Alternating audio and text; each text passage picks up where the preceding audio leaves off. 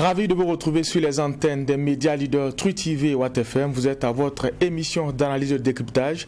Première convocation de la semaine du tribunal de l'actualité. C'est un rendez-vous que vous pouvez également suivre en direct sur notre page Facebook et en streaming sur YouTube. Je suis Adam Skaled Ouedraogo, président de ce tribunal. Avec moi sur ce plateau, les juges au siège, Bernard Bougma, Geoffroy Vaha. Bonjour et bienvenue. Bonjour président Ouedraogo, bonjour juge Vaha, bonjour madame, messieurs. Bonjour juge Bougma, bonjour président, bonjour auditeurs et téléspectateurs. Mesdames, Messieurs, bonjour. Chose promise, chose due. Après Edi Komboigo, le tribunal de l'actualité auditionne ce matin une des figures de proue du CDP, Congrès pour la démocratie et le progrès. Il appartient à l'aile dite historique du parti. Achille Tapsoba est en tout cas à la barre ce matin. Bonjour et bienvenue. Sauf que je rectifie, je ne fais pas partie d'une aile historique. Je suis militant du CDP. D'accord. Bonjour. Bienvenue à la barre du tribunal de l'actualité. Nous allons parler de la crise au sein de votre parti. Nous allons apporter des éclaircissements. Vous avez déjà donné le ton. Et aujourd'hui, parler des conclusions du 8e congrès de votre parti. Mais avant, nous allons ouvrir la première fenêtre de cette émission, les avant-propos.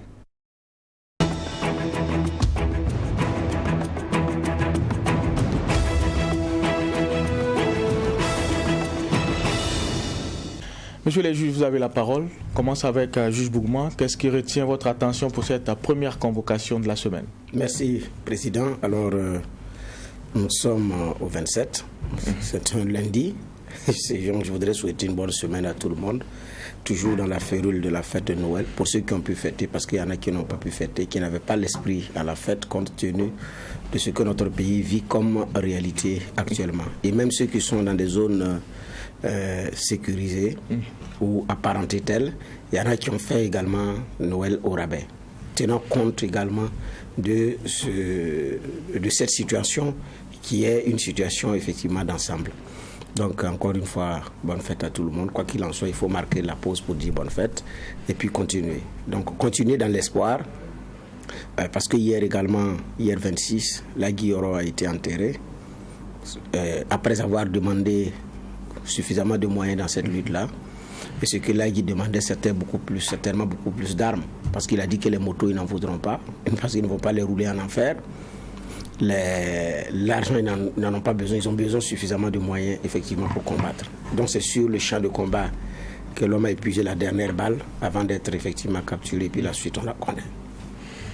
Lagui Yoro rejoint un qui est également mort dans les mêmes conditions à Kumbri et dont on parle pratiquement pas. Qui a également épuisé la dernière balle, qui a refusé la fuite, qui a épuisé la dernière balle, capturé et tué également dans les mêmes conditions, exactement comme Lagui Yoro. Parce qu'ils l'ont pris, lui aussi, ils ne pouvaient pas l'abattre et ils l'ont tué dans les mêmes conditions. C'est des corps qui résistent au métal, parce que c'est des citoyens burkinabés suffisamment trempés dans le mysticisme et la spiritualité africaine qui font de redoutables combattants et des héros de cette lutte-là, qu'on est en train de perdre également un à un, alors que ce sont des symboles. Qui dit à un à Kumbri, on n'en a pas parlé, ou pas beaucoup, jusqu'à Lagui Yoro. Combien de temps est-ce que nous allons continuer? Parce que nous sommes dans un contexte où les civils ont commencé à escorter, alors que ça devait être l'inverse, les militaires qui escortent, et puis bon, voilà. Donc, cette guerre nous impose de revoir un certain nombre de choses. Maintenant, est-ce que nous aurons le courage de franchir nos égos pour savoir sauver l'essentiel? Parce que j'ai toujours l'impression que nous sommes toujours c'est nous qui devrons faire ci, c'est moi qui dois faire cela. Donc que son âme repose en paix. Beaucoup de courage à sa famille biologique, à celle sociale et puis à tout le Burkina, parce que la patrie pleure un guerrier. Mais comme en principe on ne doit pas avoir du temps pour pleurer les guerriers, les combattants, on les enterre dignement, on récupère le flambeau et on continue la lutte. Je pense que c'est ce que nous devons faire. Merci, juge Bougma. Juge Vaha. Oui, merci président. Comment faire un autre avant-propos sans ne pas s'arrêter sur cet illustre personnage? Parce que quoi qu'on dise, il est et il a été le symbole de notre lutte antiterroriste. Ça, il ne faudrait pas qu'on se leurre. Tout le monde fièrement aimait partager ces photos, parce que lorsqu'on entendait parler de certains exploits, on se disait « Ah, celui-là, c'est un homme ».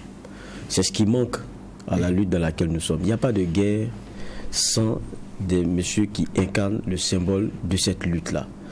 Et je dirais peut-être malheureusement, ou bien heureusement, mais dans tous les cas, la plupart de nos FDS, on ne connaît pas le visage de ce symbole-là. C'est dire que cette symbolique, on allait la chercher parmi des personnes qui n'ont pas fait l'art de la guerre à l'école comme les autres et autres. Mais Ladi Yoro a donné tout ce qu'il avait. Et ça, c'est très important. On a partagé hier dans le journal du dimanche au soir le reportage sur l'inhumation. Vous verrez la consternation tant il y avait cette foi en lui. Mais c'est parce qu'il dégageait quelque chose.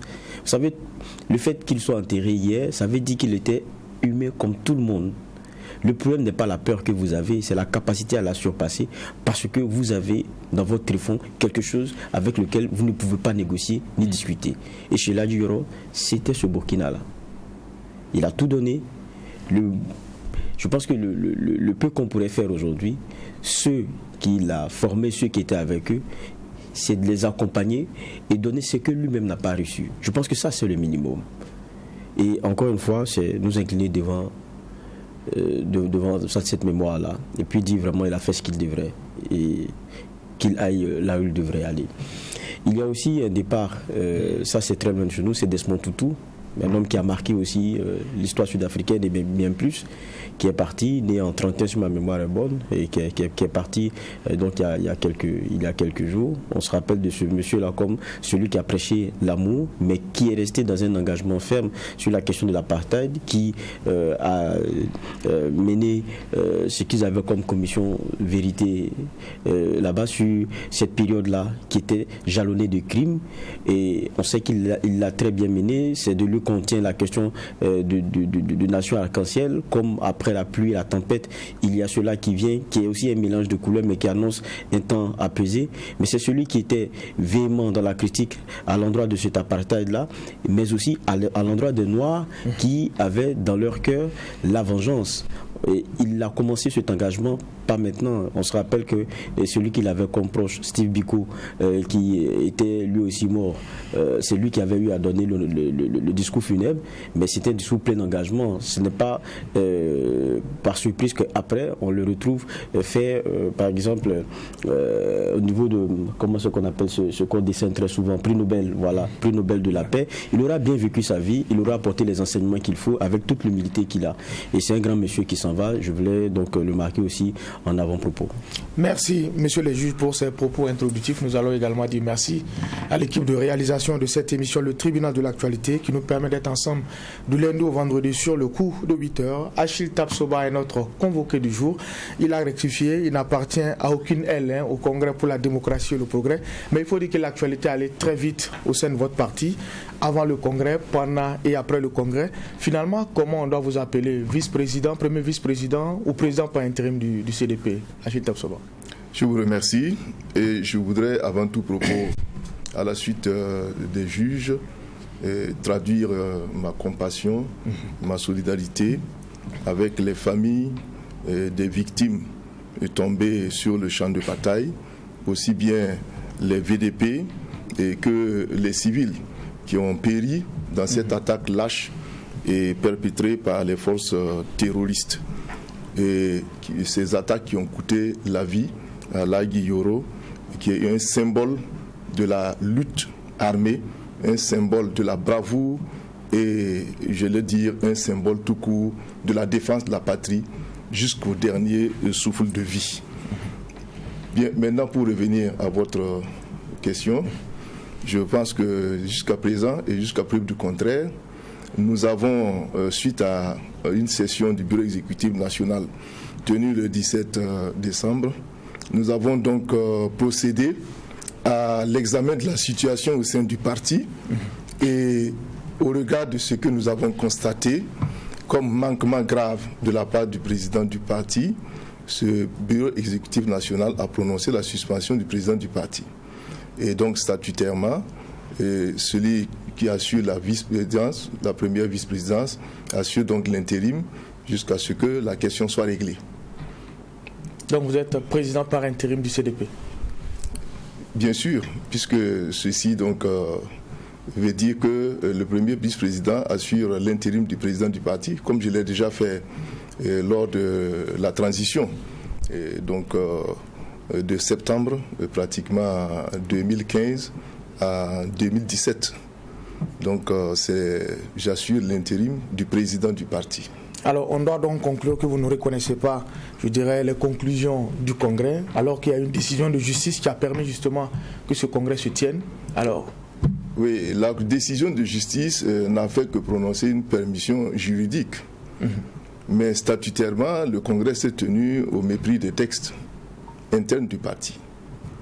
Et je veux dire que je suis peiné de devoir traiter de toutes ces questions à l'externe, parce que j'aurais souhaité que nous ayons eu justement ce cadre de concertation à l'intérieur pour régler ces questions. Malheureusement, je constate avec les camarades du bureau exécutif national qui ont tenu la rencontre que le vrai problème, c'est le non-respect par le président du parti, non seulement des statuts et règlements intérieurs, mais aussi des conclusions du 7e congrès ordinaire tenu les 5 et 6 mai 2018. Il s'agit de non-respect.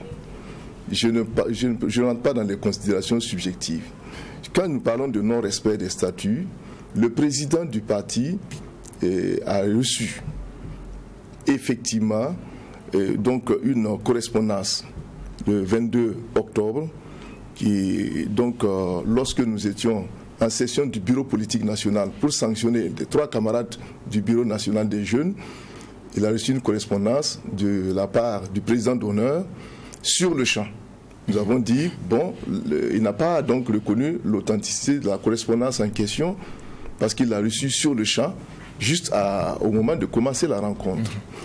Donc le bureau politique national, constatant cette situation, a demandé au président du parti de procéder à l'authentification de la correspondance avant que nous puissions la prendre en considération. Et en attendant, le bureau politique national a prononcé la suspension des camarades, les 3 camarades en question. De la même manière, nous avons noté que le 20 novembre, nous avons reçu une correspondance du président d'honneur qui invite le président du parti à reporter le congrès. Je dis bien reporter le congrès. Il en a donné les raisons essentielles. Et 2 principales raisons sont à retenir. Il a pris en considération la dégradation dangereuse de la situation sécuritaire nationale, qui s'est traduite d'ailleurs par le drame de Inata à l'époque. Et dans ce contexte, il nous invitait, au lieu et place d'un congrès qu'on organiserait dans les jours suivants, à solidariser avec le peuple burkinabé dans ce deuil national.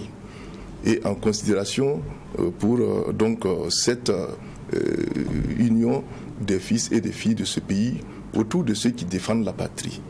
Il a indiqué par ailleurs que la dégradation de la situation sécuritaire devait être considérée comme un phénomène très important, un obstacle sérieux quant à la convocation et au regroupement des congressistes à Ouagadougou.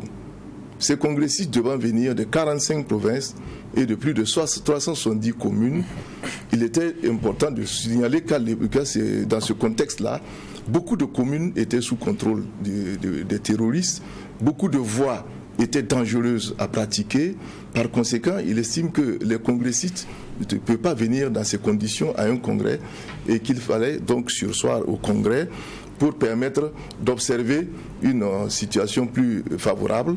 Et donc, en attendant, puisqu'il y a des conditions, il y a des conséquences sur le plan de la légalité du parti, il a invité le président du parti, la direction du parti, à prendre attache avec le ministère en charge de l'administration territoriale pour pouvoir donc tirer les conséquences d'un éventuel report. Tout cela, il ne peut pas s'agir d'une lettre tout court, d'une simple lettre qu'on prend ou qu'on ne prend pas en considération. Dans la mesure où le statut est très clair sur cette question, je profite pour préciser à l'attention d'une certaine opinion que les attributions du président d'honneur ont été votées, j'ai dit, au 7e congrès ordinaire, présidé par le président Idi lui-même. Et ça fait l'objet d'une résolution du 7e congrès portant attribution du titre de président d'honneur au président Blaise Compaoré. avec donc 2 articles au niveau de cette résolution. D'accord, on va revenir. Et donc, j'estime que ces statutaires et les correspondances qu'il envoie et les orientations qu'il donne, ce n'est pas à prendre à la légère. Ce n'est pas à prendre en considération ou à ne pas prendre en considération. Ça s'impose comme étant des éléments conformes. On va revenir sur ce courrier, la question de l'authentification. Donc c'est pour cela que je dis qu'il était donc dans l'irrégularité par rapport au Congrès. Il a forcé pour tenir. Revenons sur cette question. Vous parlez d'irrégularité. Vous estimez que le président du parti a enjambé les textes pour aller vers le Congrès. Mais comme je l'ai dit, il y a eu une décision de justice. C'est vrai, il y a les textes du parti. Mais est-ce que les textes du parti sont au-dessus de la loi? Je dis et je répète que la décision de justice est une décision qui intervient pour donner la possibilité juridique de poser un acte politique. C'est ça. C'est donc en considération de la première décision du tribunal de grande instance qui avait suspendu le Congrès des 4 et 5 décembre. Nous avons obtempéré. Et c'est pourquoi le Congrès n'a pas eu lieu les 4 et 5 décembre. Ensuite, le président a fait appel et l'appel a prospéré. Donc, l'appel a levé la suspension prononcée par le juge du tribunal du TGI. Par conséquent, c'est juste pour constater, la justice lui dit, tu peux organiser, tu peux tenir le Congrès. Mais ce n'est pas la justice qui nous dit, à nous autres, quand est-ce qu'on fixe le Congrès, la date du Congrès. Ce n'est pas la justice qui nous dit, il faut, avant d'aller à ce Congrès-là, président, il y a une lettre du président d'honneur qui demande le report du Congrès. Non, ça c'est des questions conformes à nos statuts et règlements intérieurs qu'il faut prendre en considération. D'accord, juge Bourma. Bon, effectivement, entre l'autorisation du juge et l'acte à poser, effectivement, c'est 2 choses différentes. C'est 2 choses différentes. Effectivement, c'est la permission judiciaire et puis le reste, la forme et le fond qu'on met, ça c'est effectivement à la charge du parti. Maintenant, Eddy dit que dans cette affaire, il y a le MATD, donc le ministère de tutelle qui a écrit et qui a demandé à ce que le Congrès se tienne au plus tard la fin du mois de décembre 2021. Donc, il dit qu'il était également tenu par les délais. Compte tenu du fait qu'après la date du Congrès, le week-end qui suivait, c'est le week-end de la fête de Noël. L'autre week-end qui suivait aussi, c'est le week-end de la fin d'année, donc le 31 décembre. Donc les uns et les autres seront à la fête. Et il n'avait de choix que la date des 18-19. Voilà, c'est l'argument qui m'a été donné. Qu'est-ce qui s'est passé pour que vous ne vous soyez pas accordé sur ces questions également qui relèvent, qui sont également des faits, parce qu'il y a une lettre, comme il a dit, du ministère qui demande d'organiser avant la fin de l'année. Nous avons tous analysé la situation à l'époque. Et il se trouve qu'il y a 2 faits très importants à prendre en considération. Il ne s'agit pas en fait d'empêcher le président Eddy et la direction du parti de tenir le Congrès à une autre date. Du reste, lorsque le 4 et 5, on devait tenir le Congrès, le président d'honneur avait demandé le report du Congrès avec des arguments et des motifs très précis que nous devrions apprécier en tant que direction. Donc pour revenir à la situation, le président devait, même s'il y a des situations, et c'est pour cela que le président d'honneur dans sa lettre a dit de prendre attache avec le ministère en charge de l'administration territoriale. Il le sait, ça y est dans la lettre du fondateur. C'est que le fondateur évalue cette situation et la prend en compte. Maintenant, quand il le dit et que tu le fais, il faut lui rendre compte, ou en tout cas l'informer et échanger avec lui. Qu'est-ce qu'il y a comme problème entre le président du parti et le président d'honneur lorsque une simple communication, un simple contact aurait pu régler une question de fond? Ce n'est pas donc, nous ne rentrons pas dans ces considérations. Effectivement, je reviens maintenant au deuxième aspect. Le ministère en charge de l'administration territoriale a eu certainement une saisine de la part du président du parti. Il n'en parle pas. Il a adressé une correspondance au ministère pour demander ce qui va se passer. Le ministère a répondu conséquemment à sa correspondance. Mais qu'en est-il exactement? Quand j'ai lu le contenu de la réponse du ministère en charge de l'administration du territoire et des libertés publiques, ce qui m'a fait tiquer, c'est que le ministère nous enjoint de tenir notre congrès au plus tard le 31 décembre 2021. Sinon, nous serons passibles de suspension. Mais que dit la loi? La loi portant charte des partis politiques dispose que le ministère en charge des libertés publiques procède d'abord au constat de non-tenue du congrès selon les instances et selon les statuts et les dispositions statutaires d'un parti. Et suite à ce constat, il donne un avertissement à ce parti. Il lui donne un délai de grâce pour tenir son instance et se conformer à ces dispositions statutaires. Alors, il y a comme un petit problème entre la démarche du président Idi et la réponse du ministère en charge de l'administration territoriale. C'était peut-être, de mon point de vue, juste pour justifier le fait que coûte, ils tiennent le congrès les 18 et 19. Mais là, n'était pas la question pour moi. Pour moi, la question était, dès lors que le président d'honneur t'a demandé de reporter le congrès, dès lors que tu as des arguments de ce genre, mais tu dois lui faire un retour, parce que comme je l'ai dit, j'ai du mal à parler du président d'honneur et de ce qu'il dit, sans citer les attributions précises du président d'honneur. C'est extrêmement important. Quand on dit que ce n'est pas statutaire, les articles 77, 78, 79 et 80 des statuts visent la résolution du Congrès portant attribution du titre de président d'honneur au président Blaise Compaoré. Donc les statuts ont marqué. Donc je ne comprends pas pourquoi, à un moment donné, le président respecte les dispositions statutaires et à un moment donné, il ne les respecte pas. Statutairement, qui convoque le congrès? Statutairement, le président du parti peut convoquer un congrès. Le bureau politique national peut convoquer un congrès. Le conseil national peut convoquer un congrès. Le président d'honneur peut convoquer un congrès. Voilà ceux à qui le statut autorise la convocation d'un congrès. Il est même stipulé dans l'article 2 de la résolution portant attribution du président d'honneur que le président d'honneur peut convoquer tout organe ou toute instance qu'il souhaite réunir si la situation du parti l'exige. Alors, le congrès qui a été suspendu par la justice des 4 et 5, qui l'avait convoqué? Le président d'honneur, le président du parti? C'est le bureau politique national. Là, c'est le bureau qui l'avait convoqué régulièrement. Ok. Pour les 4 et 5. Je précise bien, cette session du bureau politique a précisé 4 et 5 décembre.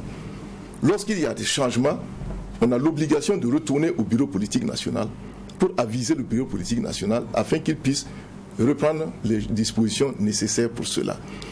Le bureau politique national a convoqué le congrès pour les 4 et 5. Le président d'honneur a demandé le report du congrès. Donc c'était au bureau politique national de regarder la correspondance et les orientations du président d'honneur et aviser. C'était au bureau politique national de le faire. Maintenant, lorsque certains camarades ont senti qu'il y avait une urgence dans la question d'arrêter les préparatifs du congrès, parce qu'ils sentaient que le président était parti pour ne pas respecter les orientations du fondateur, c'est ce qui les a motivés à nous traduire en justice. Voilà la situation. D'accord, je vais. Justement, parce qu'on revient souvent sur la question de vos textes, vous parlez de certains de vos amis, de vos camarades qui ont resté le parti en justice, alors qu'on sait qu'il faut, selon vos textes, épuiser toutes les voies internes avant d'y aller. Cela a été fait? Je précise qu'effectivement, au niveau donc du parti, suite aux nombreuses assignations du parti en justice, vous vous rappelez, avant les élections, nous avons eu des épisodes judiciaires à répétition.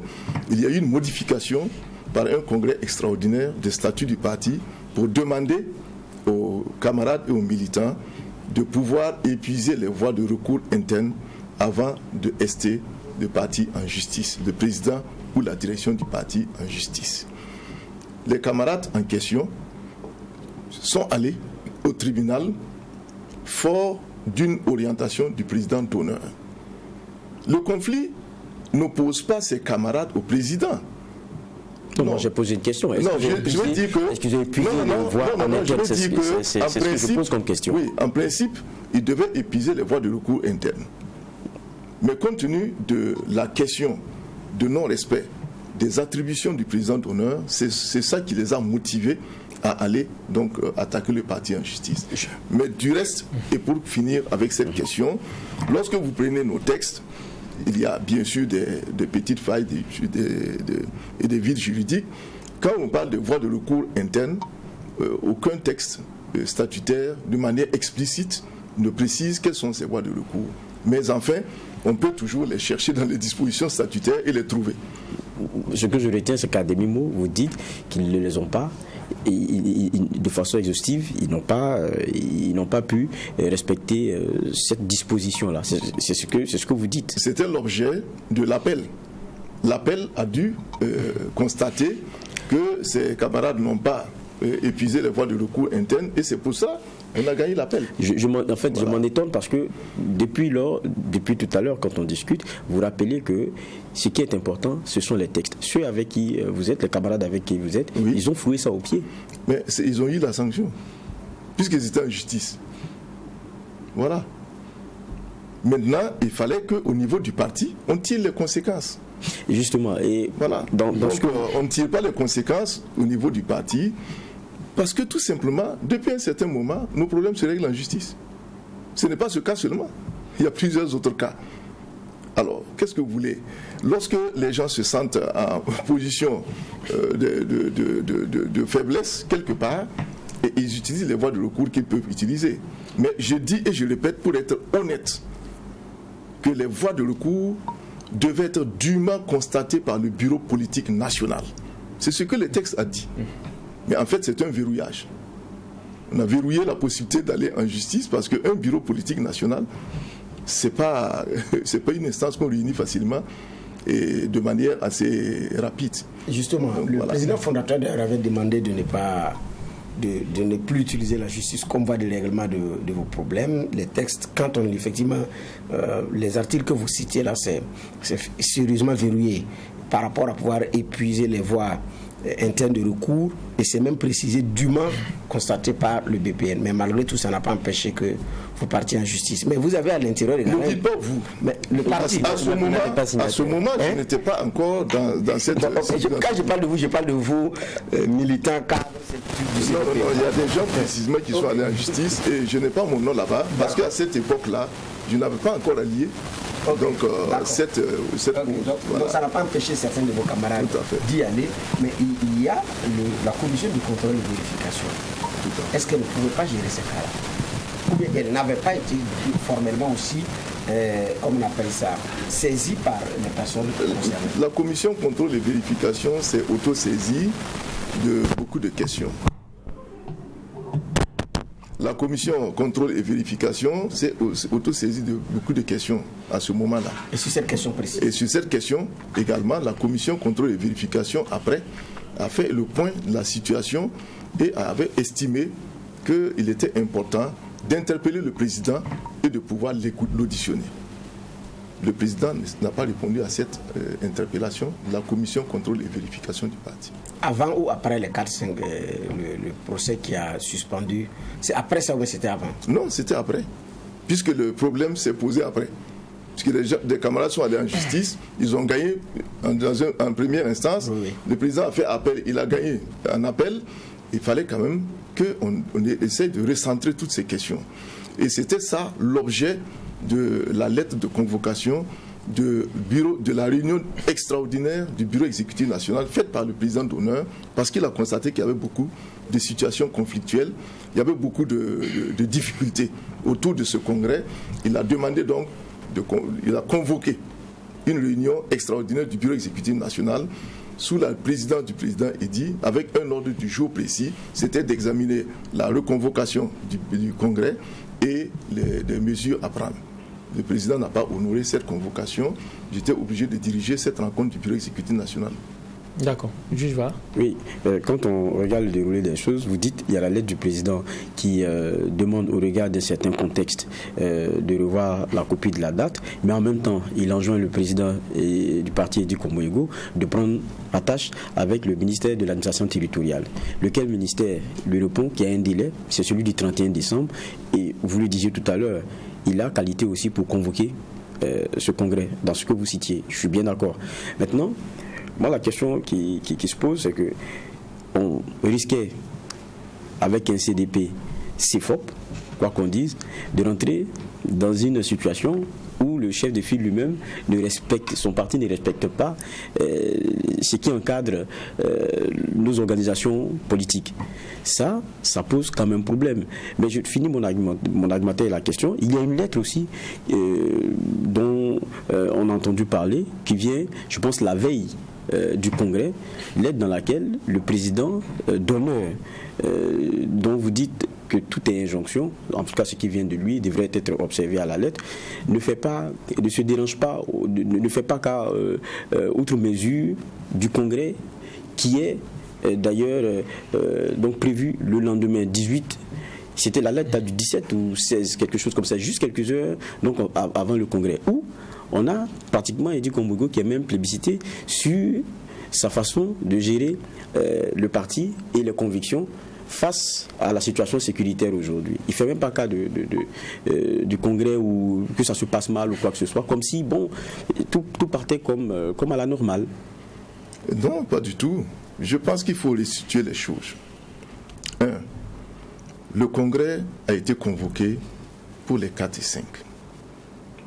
Il y a eu, avant les 4 et 5, il y a eu donc la lettre du président d'honneur qui demande le report du Congrès. C'est de cela qu'il s'agit. Depuis cette époque-là, depuis ce moment, le président du parti, au regard des attributions du président d'honneur, devrait du moins prendre en considération cette lettre du président d'honneur qui invite le parti au report. Ce n'est pas des injonctions, c'est des orientations.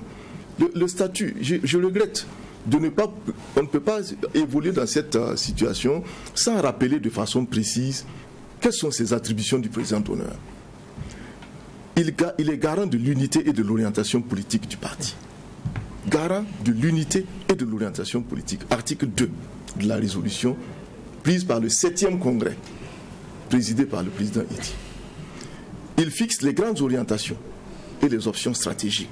Il arbitre en dernier ressort les différends nés dans la gestion du parti. Voilà déjà des attributions qui font que il est important pour le président. Il a dit reporter le congrès, ne serait-ce que si c'était donc dans le cadre statutaire, prendre attache avec le président d'honneur, échanger avec lui et le convaincre, puisque lui aussi il avait sa façon de voir les choses. L'urgence, la question de la forclusion légale, mais du reste, entre parenthèses. Mais si c'est ça, nous étions déjà dans l'illégalité. Puisque nous devrions renouveler nos organes et les instances et faire le congrès en mai 2021. C'est pour dire qu'il y a eu des cas d'exception qui nous ont amenés à reporter dans un premier temps en novembre. Il y a eu le conflit entre le président et les jeunes. Ce conflit a perturbé le calendrier. On a quitté novembre, on a reporté en décembre. Ça veut dire et maintenant en décembre, il faut le dire, il y a un cas de force majeure. C'est ça la différence. On ne peut pas dire que le parti est dans l'illégalité comme ça. Un cas de force majeure peut obliger à faire exception sur un texte légal. Je reviens parce que... Comme du reste, le 11 décembre a été reporté pour cas de force majeure.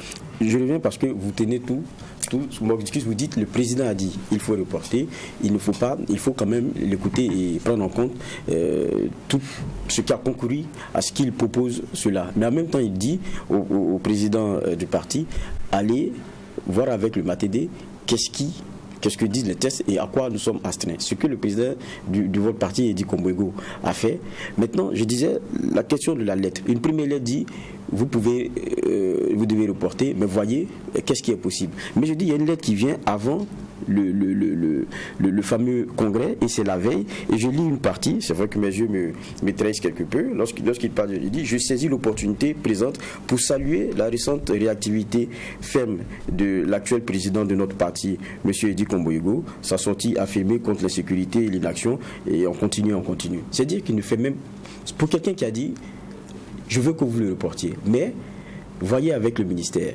Et Après, il y a le président qui maintient une date relativement aux ultimatums qui sont donnés par le ministère de l'administration territoriale. Et la veille, le même président qui a proposé qu'il y ait un report vient féliciter Eddy Kombouego. Vous dites qu'il y a un problème. Mais écoutez, une lettre a un objet. Mais si le président d'honneur a écrit 3 lettres qui ont le même objet, report du congrès, le 20 novembre, report du congrès ordinaire, il l'a demandé dans une lettre. Le 30 novembre, une lettre de rappel relative au report du congrès ordinaire. Il a encore écrit une autre lettre pour rappeler encore la lettre du 2 décembre, pour rappeler, deuxième rappel relatif au report du congrès. Je crois qu'il a suffisamment écrit sur les rappels du report du congrès. Il a suffisamment écrit au président sur les reports du congrès. Il attend sa réaction. D'accord. Alors, par contre, puisqu'il y a un aspect, la lettre dont vous parlez, 17, a un autre objet. C'est sur la situation nationale et la réaction du président du parti. En tant que président d'honneur, il a apprécié positivement la réaction du président du parti, Eddy Kombouego. Mais qui vient la veille quand même d'un congrès qui est discuté au sein du parti. Mais bien sûr que ça vient avant, mais ça dépend de la période d'écriture de la lettre. Ce n'est pas une lettre qui s'adresse au président Eddy Kombouego comme ayant comme objet la question du congrès. Je vous ai donné 3 lettres. Quelqu'un qui vous écrit 3 fois, qui vous rappelle 2 fois. Est-ce qu'il a besoin encore de vous dire quelque chose là-dessus? Il écrit maintenant pour apprécier, parce que vous avez fait une bonne sortie. C'est très précis, une lettre, avec un objet précis. Monsieur Tapsoa, parlons de ce courrier. À cette même place, vous avez une fois représenté le chef de file de l'opposition politique. Et à son temps, on a parlé du courrier qui avait été envoyé par le président d'honneur au lendemain des sanctions qui avaient été prises contre l'OTA et compagnie. À cette même place, vous avez remis en cause l'authenticité de cette lettre-là. Alors, les dernières lettres que vous citez, qu'est-ce qui garantit que ces lettres viennent du je vais rectifier. Nous avons parlé de l'authenticité de la lettre qui a été présentée le 23 octobre au bureau politique national demandant de ne pas sanctionner les 3 camarades. Oui, ça veut dire que vous avez émis des doutes. Vous avez expliqué tout de suite les circonstances dans lesquelles nous avons émis des doutes. À savoir que la lettre est arrivée le matin même, quelques minutes avant l'ouverture de la session du bureau politique national. Et le président Eddy l'a fait lire devant tout le bureau politique national et a expliqué qu'il n'a pas reçu cette lettre par les canaux habituels. Parce que Eddy Kombouego, il est clair, il a parlé de la question des signatures. Quand je parle de ça, je suis très clair. Moi, j'étais à la tribune. Et quand il a fini de lire, il a dit que ce n'est pas venu par les canaux ordinaires. C'est moi qui ai pris la parole pour dire aux membres du bureau politique national, dans la mesure où il y a un problème d'authentification de la correspondance dont venait de parler le président. Moi, je prends le président, je le prends de bonne foi là.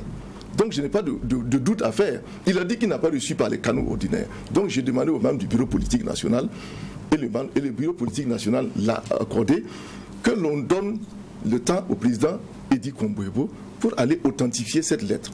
Mais en attendant, on examine notre ordre du jour dans lequel il y avait la sanction des 3 camarades. Les dernières lettres ont été authentifiées. Le président d'honneur lui-même a envoyé une lettre le 8 décembre. 8 décembre. Pour dire que les lettres qu'il a envoyées, c'est de lui. C'est lui qui les a fait écrire, c'est lui qui les a signées et c'est lui qui en a donc ensuite la responsabilité. Ça aussi, c'est venu par les canaux. C'est le 8 décembre. C'est venu par les mêmes canaux et par d'autres canaux. Je n'ai pas regardé le canal, mais je sais que la lettre est arrivée et nous avons pris connaissance de la lettre parce que moi j'étais ampliataire de la lettre. Voilà. D'accord. Donc, les canaux tout ça, ça veut dire que l'authenticité de correspondance ne peut pas être un argument. Pourquoi? Au-delà de l'authenticité d'une correspondance, qu'est-ce qui reste? Quand vous doutez d'un papier qui vous est parvenu de la part de quelqu'un, qu'est-ce que vous faites? Adressez-vous à la personne. Est-ce que c'est toi qui m'as envoyé, oui ou non? Et si les communications sont difficiles, Dieu merci, celui qui a les moyens, il prend son avion, il va, et puis il échange avec le président d'honneur. Pourquoi ce n'est pas possible? Mais pourquoi est-ce que vous n'aviez pas envisagé cette façon d'authentifier plus facilement? Parce que quand vous étiez ici, moi je vous avais posé la question de savoir est-ce que l'authentification de la lettre est terminée? Vous avez dit qu'elle était toujours en cours. Oui. Mais Le président n'est pas parti. Mais la solution que vous posez, elle était beaucoup plus facile. Mais c'est au président de le faire, moi je ne suis pas président. C'est vous lui avez dit de faire. Pourquoi je vais lui dire de faire? Vous êtes le premier vice-président. Oui, pourquoi quand vous avez même dit, oui, d'accord. Je termine ma question. Oui. Vous avez même dit que quand il a fini de lire la lettre, c'est vous qui avez pris la parole, mais pour expliquer, compte tenu du fait qu'il y a du doute. Absolument. Et cette solution ne vous était pas venue à l'esprit? Non, écoutez, le président du parti, c'est quand même pas un enfant. Il sait ce qu'il fait. Quand la lettre est arrivée, quand le BP lui a donné la mission d'authentification de la lettre, c'est au président du parti qu'on a donné la mission. C'est pas au vice-président ni à quelqu'un d'autre. Mais c'est le vice-président qui a défendu. Non. Un premier qui a même défendu sur un plateau. Ne faites pas d'amalgame. Le président a des missions. Les missions du président sont précisées dans l'article 62 du règlement intérieur. Moi, mes missions sont définies dans l'article 63 du règlement intérieur. Chacun a ses missions. Waouh. C'est clair. Si vous voulez, je peux vous les lire tout de suite. Non, ce n'est pas que moi je non. Ce n'est pas que vos missions ne sont pas connues. C'est pour vous dire que quand vous faites un reproche à quelqu'un, il faut vous assurer que le reproche tient sur une base solide. Non, moi je suis premier vice-président. Ce n'est pas que... Non, vous me dites pourquoi je n'ai pas dit au président d'aller. Mais soyons sérieux, un président d'un parti, c'est quand même pas quelqu'un qui... Bon, vous savez pourquoi je pose la question? L'authentification a pris du temps. Alors que la solution que vous posez là, elle est la solution la plus facile. Le président appelle le président d'honneur. Ou le président va à Abidjan. Si vous avez pris sur le plateau, pardon, vous dites que vous étiez ensemble, il a fini de lire, vous avez pris la parole en premier pour dire que compte tenu du fait que ce n'est pas venu par les canaux habituels, vous demandez une authentification et qu'on maintienne la ligne qui est tracée. Effectivement, à cette session du BPN, les sanctions ont été maintenues. Donc, et vous avez continué. Maintenant, il a fallu attendre que le président d'honneur écrive pour dire que les lettres qu'il a envoyées, c'est lui-même qui avait envoyé. Alors que vous-même, qui êtes premier vice-président, vous qui êtes le premier vice-président, vous avez apporté demain une solution à proposer au président. Même si vous n'êtes pas le président. Ça, c'est votre solution. Hein? Parce que c'est vous qui en parlez. Moi, je n'en ai pas parlé. Je dis que le BPN lui a donné une mission d'aller authentifier. Il peut appeler ou bien il peut se rendre sur place. Mais vous pouvez... Maintenant, si vous dites que moi je dois lui dire ça... Je n'ai pas dit que vous devez vous gêner. Oui, mais une possibilité. Mais bien sûr mais c'est pour ça que je précise que ce n'était pas mon devoir, mais j'ai pu le faire quand même en d'autres occasions. D'accord. Où j'ai invité le président à se rendre à Abidjan, par rapport même aux correspondances, par rapport même à la question du report du congrès. Je lui ai dit, tu ne vas pas économiser. Que ce soit après le procès en tribunal de grande instance où on a perdu, on a suspendu le congrès, je lui ai dit, président, va voir le président d'honneur, régler cette question. Que ce soit après l'appel, quand il a gagné l'appel, je lui ai dit, président, va voir le président d'honneur, régler cette question-là. Parce que judiciairement, le problème est réglé, mais politiquement, le problème n'est pas réglé. Voilà. D'accord. Alors, vous avez été de tous les combats avec Eddy Kombouego, son vice-président. Vous avez été un de ses fidèles lieutenants. Finalement, alors, je rectifie. Je n'ai pas été le lieutenant de Eddy Kombouego. Alors, vous avez été son vice-président. Vous avez été un de ses fidèles, de ses soutiens. Aujourd'hui, tout à fait. À quel moment justement cette confiance est brisée? Est-ce qu'il y avait un précédent ou bien c'est dans la gestion de ce congrès? Non, ce n'est pas une question de confiance brisée ou pas. Non. J'étais avec le président Eddy Kombouego depuis le 7e congrès en 2018. Je rappelle, à toute fin utile, qu'à ce 7e congrès, je n'étais pas dans le camp qui a voté Eddy Kombouego. J'ai voté contre sa candidature. Il a même précisé pour soutenir la candidature de M. Badini. Donc je n'étais pas dans cette dynamique d'être lieutenant ou sous-lieutenant. J'ai voté contre lui. Il a, par réaction d'un président du parti, proposé à M. Badini d'être premier vice-président pour prendre en compte son aile, ceux qui l'ont voté. Donc le président du parti a fait là un geste qui tient compte quand même de l'intérêt supérieur du parti. M. Badini a décliné l'offre. Il s'est retourné vers moi, il a dit, il faut que tu prennes le poste de premier vice-président pour qu'on puisse continuer de fédérer nos énergies, pour qu'on travaille ensemble. Le président, il savait que je n'étais pas dans son camp, mais il l'a fait. Et là, j'ai apprécié positivement ce geste. Et c'est pour cette raison, pour l'intérêt supérieur du parti, j'ai accepté d'être son premier vice-président. Tout comme en 2015, au congrès de 2015, j'ai désisté, parce que j'étais candidat à la présidentielle du parti, j'ai désisté pour que le président Eddy puisse être président du parti. Et j'ai été premier vice-président pour l'épauler. Mais là n'est même pas la question, je l'ai fait. Et je l'ai fait en toute âme et conscience, tous les combats qu'on a menés, comme vous l'avez dit, il n'était pas de tous les combats en ce qui me compte, parce que moi, mon combat politique date de 40 ans. J'ai commencé depuis long. Mais le combat qu'on a mené ensemble depuis 2018 jusqu'à l'heure actuelle, j'ai dit, et je répète, j'ai soutenu le président. Je l'ai épaulé. Et j'ai été d'accord pour être dans sa logique, parce que c'était conforme aux dispositions statutaires et réglementaires du parti. C'était conforme à la ligne. Tant que c'est conforme à la ligne, je ne vois pas en quoi je vais désavouer mon président. Bien que j'ai eu des difficultés énormes avec des amis que j'avais depuis le début du parti, mais j'ai dit, tant que c'est sur des bases qui ne me convainquent pas, que ce sont des bases statutaires, je ne peux pas laisser attaquer le président. Ensuite, j'ai dit aux camarades, le président a été élu au Congrès. C'est lui le président. Et moi, un militant, je respecte le président parce qu'il a été élu par le Congrès. Je le respecte. Je n'ai pas à venir faire des chichis autour de ça, non. Et je l'ai toujours respecté dans ce cadre. Mais c'est le même 7e Congrès qui a donné les attributions au président Blaise Compaoré, que lui aussi doit respecter. Voilà. Parce que c'est les décisions d'un congrès. Personne de nous n'est au-dessus des statuts ni des résolutions des congrès. Justement, mais Edi Komboyego a été suspendu. C'est ce que vous avez décidé. Maintenant, nous, on avait été invités. Je pense qu'il y avait une interview que vous avez donnée après. Mais ce qu'on avait pu voir, c'était plutôt des vice-présidents. Quand on prend le cas du parti politique, comment se décident les sanctions? Il y a une proposition qui est faite, il y a une instance qui décide la sanction. De ce qu'on sait, c'est le bureau politique national. Comment ça se fait que ce soit vous qui les sanctionnez? Je voulais que vous me précisiez. Vous dites que lors de l'interview, il n'y avait que les vice-présidents. J'ai dit, je pensais qu'il y avait les vice-présidents. Bon, revenons à la décision. Oui, les vice-présidents, non, il y a deux choses. C'est le jour de la sanction. Oui, je pense que le vendredi 17. Voilà, c'est ce que je disais d'ailleurs. Voilà. C'était à la fin d'une réunion du bureau exécutif national. Logiquement, comme traditionnellement, c'est ceux qui doivent passer devant les micros qui passent devant les micros. C'est pas tout le monde, c'est pas toute la foule, c'est pas tous les participants. Donc ça c'est un. Deuxièmement, le bureau exécutif national, statutairement, a la possibilité de sanctionner un militant et n'importe quel responsable d'organe du parti. Article 35. C'est très clair, je ne peux pas parler de façon hasardeuse. L'article 35 des statuts le dit clairement. Le bureau exécutif national est l'organe exécutif du parti. Il est chargé de veiller à l'exécution des orientations politiques définies par le Congrès. Donc, la résolution est une décision du Congrès. Nous devons veiller à ce que les termes de la résolution qui donne attribution à Blaise Compaoré soient exécutés. Voilà, avant-dernier alinéa, prononcer la suspension de tout militant ou de tout membre d'un organe dirigeant sur rapport de la structure concernée et après avis de la Commission nationale de contrôle et de vérification.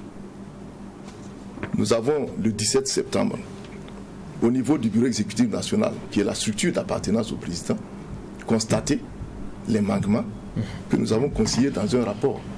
Et nous avons également la correspondance de la commission contrôle et vérification qui apprécie également le comportement du président du parti. Et les deux concordent. C'est pour ça que nous étions dans l'obligation de prononcer sa suspension en attendant qu'on règle les questions. La commission sur ce cas-là, c'était réunie quand? Pardon? La commission sur les agissements de Edi Komboyego, c'était réunie quand? Mais dans la même période.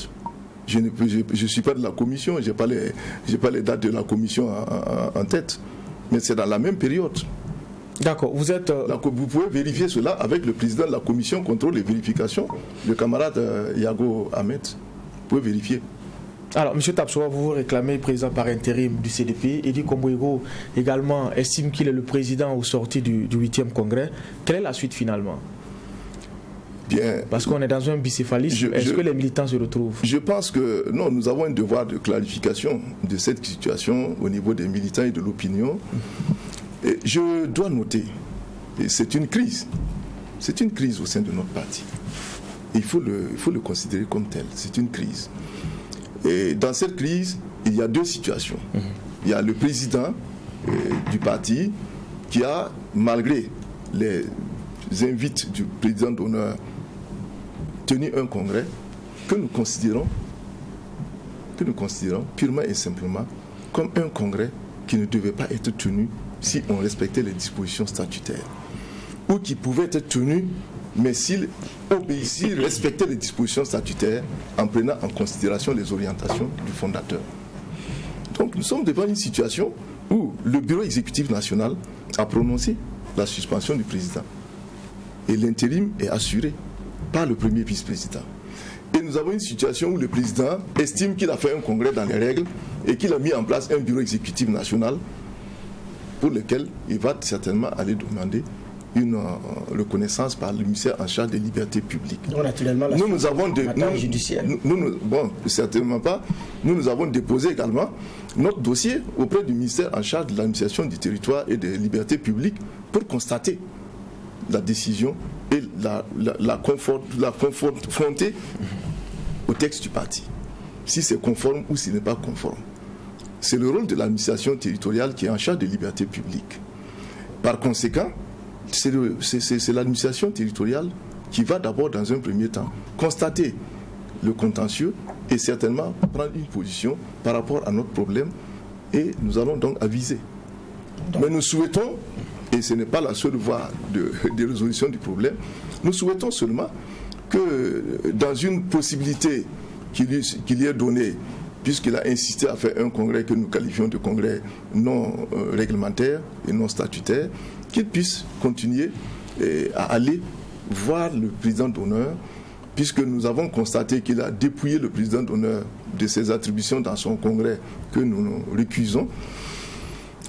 Aller le voir pour régler un certain nombre de questions et peut-être, si c'est encore possible. Et à l'Assemblée nationale. Au niveau de l'Assemblée, nous sommes tous du même parti. On appelle les députés du CDP. Tant que les députés font partie du même parti, il n'y a pas de raison qu'on... Il y a un groupe parlementaire CDP avec le président du parti, chef de file de l'opposition à l'Assemblée, le premier vice-président, président du groupe parlementaire du CDP également à l'Assemblée. C'est un compagnonnage qui s'annonce... Non, pas du tout. Comment est-ce que ça va se fonctionner? Non, à l'Assemblée, c'est une autre logique, mais il y a la question politique, bien sûr. On s'est organisé autour du CDP à l'Assemblée nationale pour faire un groupe parlementaire. Donc nous sommes là, et au niveau de l'Assemblée, nous sommes toujours des députés du même parti, jusqu'à preuve du contraire. Vous dites défendre les orientations donc, du président d'honneur. La même question que j'avais posée aussi à Eddy Kombouegou lorsqu'il était là, président du CDP. Je vous la pose aussi, vous, président par intérim du CDP. Est-ce que vous avez eu un contact direct avec le président d'honneur lui-même? En tant qu'individu? Mais on parle du CDP. Moi, je parle du CDP, on est en train de parler du CDP ici. Maintenant, bon, le CDP, c'est le premier responsable du CDP qui contacte le président d'honneur. Mais c'est vous le président par intérim, non? Non, je croyais que vous parliez d'avant. Ou bien à partir de maintenant? Depuis les bisbis jusqu'à maintenant. Parce que non, moi je n'ai pas encore contacté le président d'honneur, mais nous avons adressé une correspondance au président d'honneur. Nous lui avons envoyé le procès verbal de notre réunion extraordinaire du bureau exécutif national que lui-même a convoqué le 17 décembre passé, et nous attendons également sa réaction. D'accord, peut-être une dernière question. C'est vrai que vous avez suspendu Eddy Kombouegou. Le lendemain, au Congrès, vous avez coupé d'un avertissement. D'autres camarades ont été suspendus, mais dans son discours, il a tendu la main, il a lancé un message fédérateur. Est-ce que, justement, il y a des possibilités de rencontre pour régler, justement, cette question autour d'une table? Est-ce que vous êtes ouvert à cette option? Non, la politique est toujours le champ de tous les possibles. Il n'y a rien d'impossible en politique. Mais ici, il ne s'agit pas d'une main tendue ou une main non tendue. Ici, il s'agit pour le président Eddy, la seule main à tendre, c'est au niveau du président d'honneur, ce n'est pas à notre niveau. Nous sommes obligés de constater qu'il n'a pas respecté, et c'est de cela qu'il s'agit, les attributions du président d'honneur. C'est tout. Si le président, il peut aller étendre sa main avec le président d'honneur, nous, on n'a pas de problème. Moi, personnellement, je n'ai pas un problème avec le président Edy. Jusqu'à ce que ce problème-là vienne, on n'avait pas de difficultés. On s'est accompagnés, on a travaillé ensemble. Il faut qu'on se comprenne très bien. Je ne suis pas de ceux qui suivent aveuglément quelqu'un ou quelque chose. Moi, j'ai une vie militante durant laquelle j'ai sacrifié beaucoup de choses, mais je ne peux pas sacrifier mes principes, mes positions de principe. Alors, les attributs qui sont aujourd'hui... Mon engagement pour la légalité... Les attributs qui sont aujourd'hui donnés au président d'honneur, est-ce que vous, en tant que... vous l'avez parlé de votre militantisme, plus de 40 ans de vie politique, est-ce que ça vous honore? Parce qu'on a comme l'impression que vous êtes ici à Ouagadougou, mais tout est dirigé depuis Abidjan. Est-ce que ça vous honore, vous, en tant que cadre de parti? Je vous retourne la question, en quoi ça déshonore? En quoi ça déshonore? C'est quelqu'un qui a créé son parti en 1996, en fédérant 13 partis et fractions de partis. Je dis et je le répète, si le président Blaise Compaoré n'était pas le catalyseur en 1996, le CDP n'aurait pas existé. Vous voulez vous l'appeler, ça serait l'ODP par-ci, ça serait le RSI par-là, etc., etc. GDR par-ci, etc. C'est de cela qu'il s'agit. Il a posé cet acte fédérateur pour créer un parti. Mais quoi de plus normal? Est-ce que interroger les autres partis, comment ça fonctionne? Le président de parti, le président d'honneur et le président du parti, si ce n'est pas la même personne, il y a forcément une collaboration étroite entre les deux.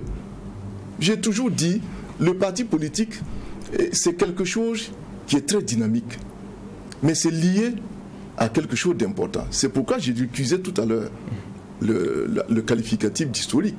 Mais c'est une méconnaissance dangereuse d'un parti politique. Ce terme ne vient pas de nous. Non, je sais d'où ça vient. C'est pourquoi je l'ai récusé. C'est dramatique qu'on vienne à concevoir qu'un parti politique puisse être constitué rien que de futuristes, après avoir évacué les historiques pour reprendre leur terme. C'est une conception vraiment dangereuse. Un parti politique, c'est fait des fondateurs, s'il en a encore en vie, des anciens qui sont toujours là, et des jeunes qui sont là, des femmes qui sont là, des anciens.